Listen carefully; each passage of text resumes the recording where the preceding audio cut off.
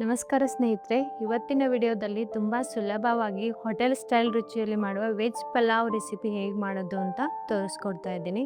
ಕಡಿಮೆ ಸಮಯದಲ್ಲಿ ಕಡಿಮೆ ಪದಾರ್ಥಗಳಿಂದ ರುಚಿಕರವಾದ ಈ ಪಲಾವನ್ನು ನೀವು ಮನೆಯಲ್ಲೇ ಸುಲಭವಾಗಿ ತಯಾರಿಸ್ಬೋದು. ಹಾಗಾದ್ರೆ ತಡ ಮಾಡದೆ ಬನ್ನಿ, ಇಂದಿನ ರುಚಿಕರವಾದ ವೆಜ್ ಪಲಾವ್ ಹೇಗೆ ಮಾಡೋದು ಅಂತ ನೋಡ್ಕೊಂಡು ಬರೋಣ.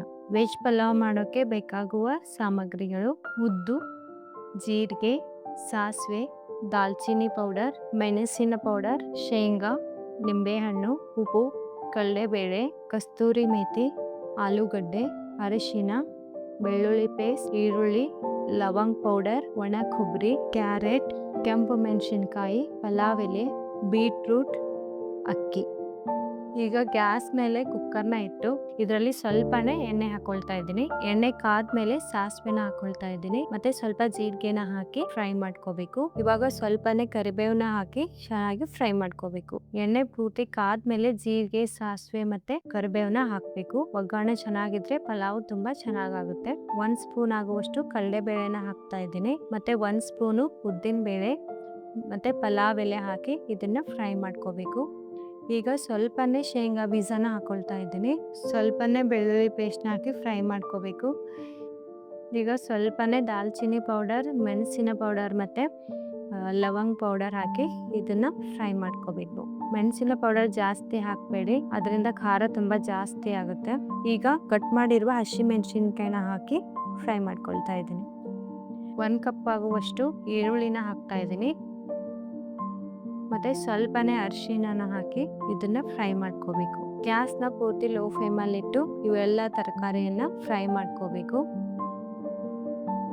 ಈಗ ಕಟ್ ಮಾಡಿರುವ ಬೀಟ್ರೂಟ್ನ ಹಾಕೊಳ್ತಾ ಇದ್ದೀನಿ, ಮತ್ತೆ ಕಟ್ ಮಾಡಿರೋ ಒಂದು ಕ್ಯಾರೆಟ್ನ ಹಾಕ್ತಾ ಇದ್ದೀನಿ, ಕಟ್ ಮಾಡಿರುವ ಅರ್ಧ ಆಲೂಗಡ್ಡೆನ ಹಾಕಿ ಫ್ರೈ ಮಾಡ್ಕೊಳ್ತಾ ಇದ್ದೀನಿ. ಎಲ್ಲ ತರಕಾರಿ ಒಂದೇ ಸಾರಿ ಹಾಕಬೇಡಿ, ಒಂದೇ ಸಾರಿ ಹಾಕೋದ್ರಿಂದ ಟೇಸ್ಟ್ ಅಷ್ಟು ಚೆನ್ನಾಗಿ ಬರೋದಿಲ್ಲ.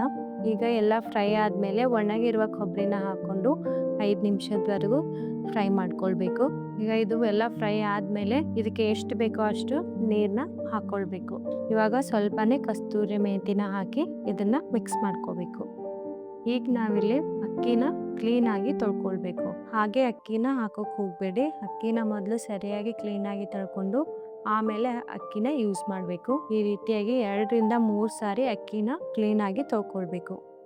ಇವಾಗ ಅಕ್ಕಿ ಎಲ್ಲ ತೊಳ್ಕೊಂಡಾಗಿದೆ, ಇದನ್ನ ನಾವು ಕುದಿತಿರೋ ಈ ನೀರಲ್ಲಿ ಹಾಕೊಳ್ಬೇಕು.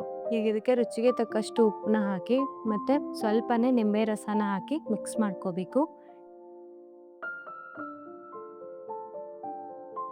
ಇವಾಗ ತೊಳೆದಿರುವ ಅಕ್ಕಿನ ಇದರಲ್ಲಿ ಹಾಕೊಳ್ಬೇಕು. ಈಗ ಇದನ್ನ ಸರಿಯಾಗಿ ಮಿಕ್ಸ್ ಮಾಡಿಕೊಂಡು ಇದರ ಮೇಲ್ಗಡೆ ಮುಚ್ಚಿ 3 ಸಿಟಿ ಹೊಡೆಯೋವರೆಗೂ ಬಿಡಬೇಕು.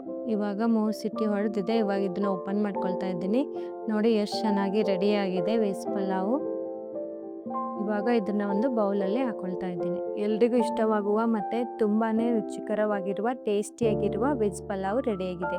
ಇದನ್ನ ಖಂಡಿತ ನೀವು ಮನೆಯಲ್ಲಿ ಟ್ರೈ ಮಾಡಿ ನೋಡಿ, ನಿಮಗೆ ತುಂಬಾನೇ ಇಷ್ಟ ಆಗುತ್ತೆ. ಮತ್ತೆ ಇದು ಜಾಸ್ತಿ ಸಮಯ ಕೂಡ ಹಿಡಿಯೋದಿಲ್ಲ, ಬೇಗನೆ ಮಾಡ್ಕೊಳ್ಬೋದು. ಈ ರೆಸಿಪಿ ನಿಮಗೆ ಇಷ್ಟ ಆದರೆ ಖಂಡಿತ ಕಮೆಂಟಲ್ಲಿ ತಿಳಿಸಿ. ಮತ್ತೆ ನಿಮಗೆ ಯಾವ ರೀತಿಯ ರೆಸಿಪಿ ಬೇಕು ಅಂತಲೂ ಕೂಡ ನಮಗೆ ಕಮೆಂಟ್ ಮಾಡಿ ಪ್ಲೀಸ್. ಮತ್ತೆ ಇದೇ ರೀತಿ ಅಡುಗೆ ಒಂದಿಗೆ ಮತ್ತೆ ಭೇಟಿಯಾಗೋಣ. ನಮಸ್ಕಾರ.